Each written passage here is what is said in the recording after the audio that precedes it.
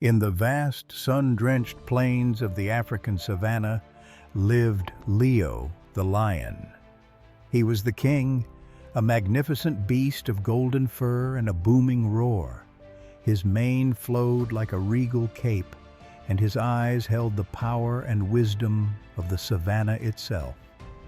Leo was the king of all he surveyed, from the whispering grasslands to the distant misty mountains. He ruled justly, ensuring that the zebras had enough grazing land, the gazelles safe passage, and even the mischievous monkeys were kept in check. Yet, despite his power and respect, a deep loneliness gnawed at Leo's heart. To be king, he felt, meant being alone, separated from genuine connection by the weight of his crown. One sunny afternoon, while Leo napped under the sprawling shade of a baobab tree, a tiny mouse named Millie scurried into the scene. Millie was a vibrant ball of energy, her bright black eyes sparkling with a mischievous gleam. She was playing with a tiny, perfectly formed acorn, bouncing it around with remarkable dexterity and giggling with pure, unadulterated joy. In her playful exuberance, the acorn bounced a little too high, a little too far, and landed squarely on Leo's nose. Leo awoke with a start, a low growl rumbling in his chest. He blinked, annoyed. His golden eyes narrowed as he spotted Millie, who had frozen in terror, her precious acorn dropping to the ground with a tiny thud.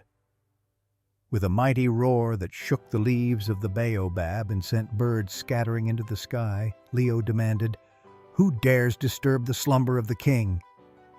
Millie, trembling from her whiskers to her tiny toes, squeaked out a panicked apology. "Oh, great King Leo, I didn't mean to wake you. It was an accident. I'm just a tiny mouse, far too small to be a proper snack." As Millie looked up at Leo with wide, pleading eyes, he couldn't help but notice how incredibly small she was. His initial annoyance began to dissipate, replaced by a flicker of amusement. He chuckled, a low rumble that sounded like distant thunder. "A snack, you say? You'd barely be a mouthful, little one." He gently picked her up in his massive paw.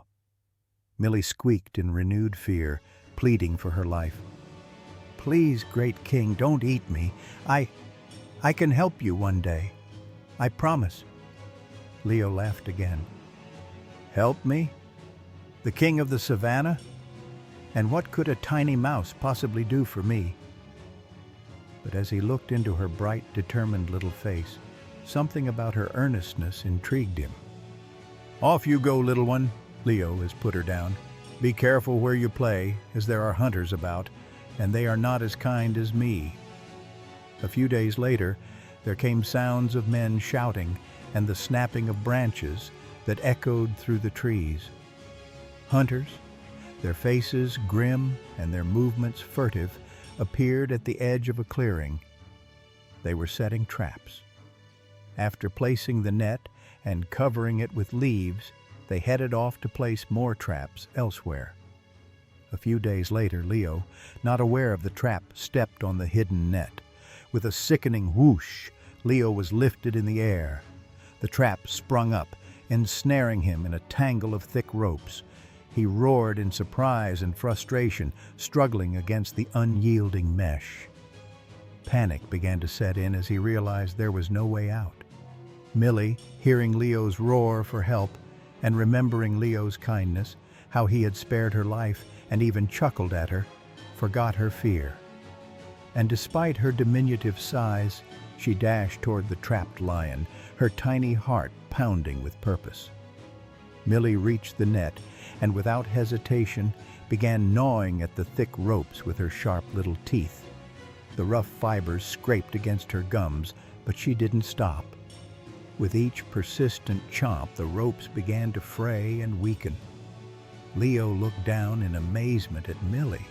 It was the tiny mouse. Against all odds, Millie had chewed through the net.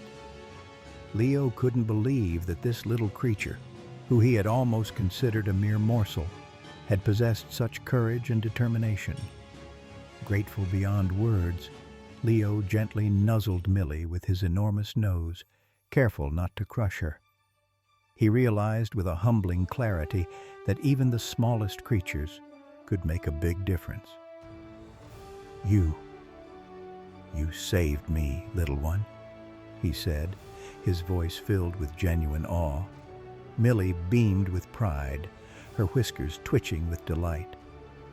"I told you I could help. Kindness can come in all sizes, great king."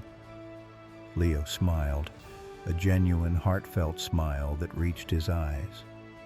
He acknowledged her bravery and her kindness, and from that day forward, Leo and Millie became the best of friends.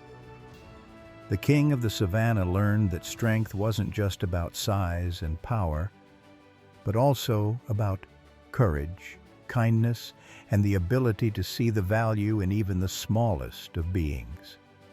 And so, the lion and the mouse, an unlikely pair, wandered the Savanna, a testament to the fact that no act of kindness, no matter how small, is ever wasted. Reminding us to be kind to everyone, big and small, for true friendship knows no bounds.